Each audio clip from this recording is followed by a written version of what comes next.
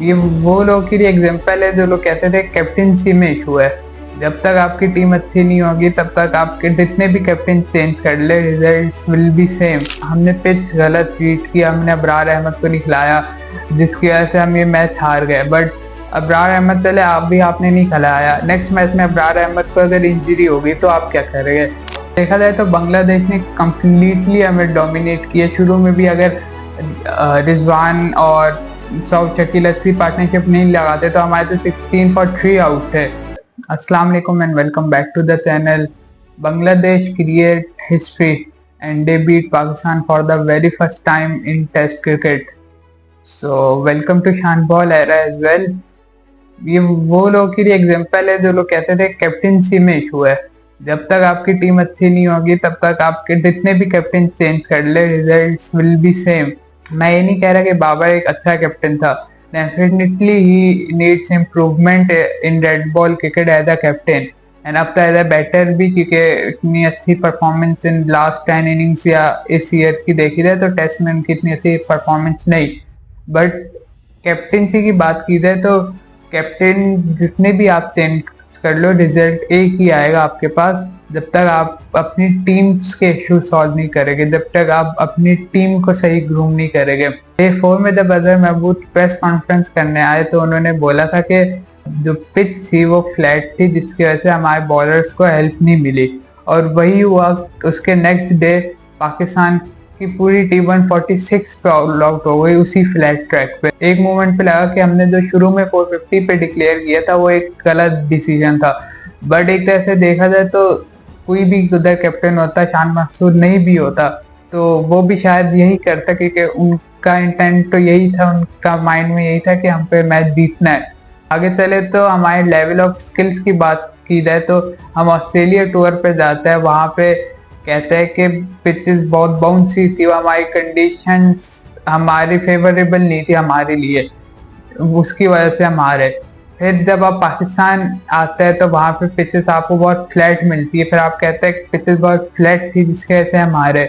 But एक तरह से देखा जाए तो आपके लेवल ऑफ स्किल्स है क्या, आपको कौन सी कंडीशन सूट करती है। आपको ना ही बाउंसी पिचेस पे आपसे खेला जाता है, ना ही आपसे बैटिंग फ्रेंडली पिचेस पे खेला जाता है, तो कौन सा लेवल ऑफ स्किल्स है जो आपको सूट करता है। आगे मूव ऑन करें तो कहते हैं कि हमने पिच गलत ट्रीट किया, हमने अबरार अहमद को नहीं खिलाया जिसकी वजह से हम ये मैच हार गए। बट अबरार अहमद चले आपने नहीं खिलाया, नेक्स्ट मैच में अबरार अहमद को अगर इंजरी होगी तो आप क्या करेंगे? The main thing is Pakistan ने स्पिनर्स अपने रेडी किए ही नहीं। हमारे पास अभी कोई भी एक भी स्पिनर नहीं है एक्सेप्ट अबरार अहमद। एंड अबरार अहमद की भी बात की जाए वो ही स्टिल टू यंग, उन्हें जस्ट रिसेंटली एक दो सीरीज ही खेली है। में आपके पास बैठे हुए स्पिनर, बट स्टिल आप उनको इंटरनेशनल क्रिकेट में आपने अभी तक इंट्रोड्यूस ही नहीं करवाया। सो मेन कंक्लूजन यहाँ पे ये निकला कि आपका स्पिनर्स है नहीं आपकी कंट्री में, आपने अपने स्पिनर्स को ग्रूम किया ही नहीं। शाहीन की बात करूँ तो Shaheen he was never good in test cricket.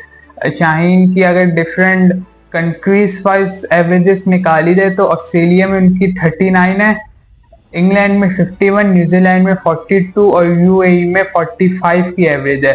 So it proves के शाहीन रेड बॉल क्रिकेट में कभी अच्छा रहा ही नहीं। चले आप कह सकते हैं बाबर का कि शुरू में अच्छे थे अभी डाउनफॉल चल रहा है, बट शाहीन तो रेड बॉल क्रिकेट का बॉलर है ही नहीं, उसने कभी सही रेड बॉल में अच्छा रहा ही नहीं। वो अभी भी देखे तो उसी लाइन लेंथ पे बॉल कर रहा होता है जो वाइड बॉल में करता है। एक बाउंड्री अच्छी लेंथ पे खा ले तो नेक्स्ट उसकी ज्यादातर फुल टॉस होती है, वो भी रेड बॉल क्रिकेट में, जो कि डेफिनेटली आप सरवाइव कर ही नहीं सकते इस टाइप की बॉलिंग से रेड बॉल क्रिकेट में। सिंपली आपको लैक ऑफ स्किल्स यहाँ पे हमारे बॉलर्स की नजर है कि आपके पास टेस्ट बॉलर्स है ही नहीं।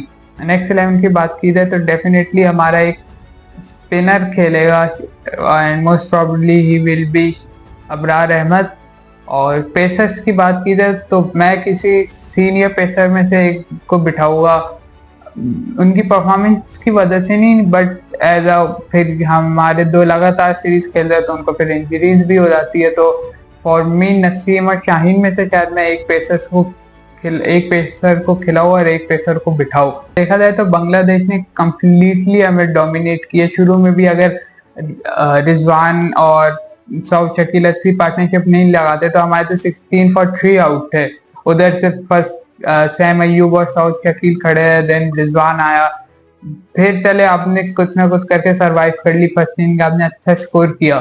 देन उसके बाद फिर से आपके पास वही इशू आया, सेकेंड इनिंग स्टार्टेड, आपकी अर्ली विकेट गिरी, देन फिर आप साउथ शकील फेल हो गए सेकेंड इनिंग में, जिसकी वजह से आप रिजवान ने थोड़े से नीचे से आके रन किए but that were not enough, जिसकी वजह से बांग्लादेश जैसी टीम ने हमें होम पे डोमिनेट किया। पाकिस्तान की होम कंडीशंस की बात की जाए तो since 2021 Pakistan have not won a single test at home. आप सोच सकते हैं ये कैलिबर है कि अपने होम कंडीशंस पे हम नहीं जीत पा रहे।